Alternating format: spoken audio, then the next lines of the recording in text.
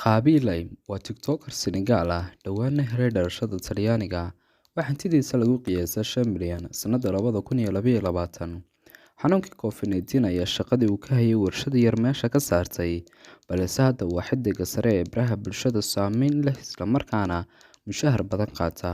Wuxuu sameeyay akoon TikTok qiyaastii March 2020 markii Talyaanigu u galay xanibaad safmarkii Corona. Wuxuuna bartiisa TikTok u samaystay kaliya inuu waqtiga isku dhaafiyo. Wuxuu hadda leeyahay in ka badan 110 milyan oo raacsan TikTok.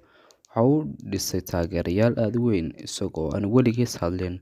Khaby waxa uu caan ku yahay muuqaalada aamusan isagoo si jees uga majaajilooda dadka dhibta badan ku sameeya hawlaha fudud.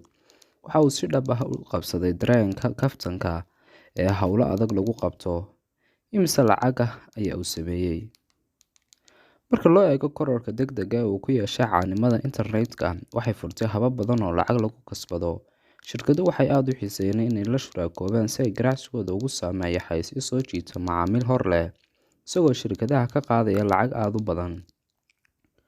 Waxaa ku dallacaya $50,000 muuqaal xayeysiis ah oo uu ku baahiyo TikTok, waxaana lagu qiyaasay inuu sameeyo 200,000 bishii. Inta badan dakhligiisa wuxuu ka yimaadaa xayeysiisyada summadaha ganacsiga, wuxuuna sidoo kale maamulaa dukaan online oo wax ka iibiya funaanadaha, casiirka iyo shumacyada sixirka. Intaanaynu ku eegaynaa muuqaalkeennii maanta.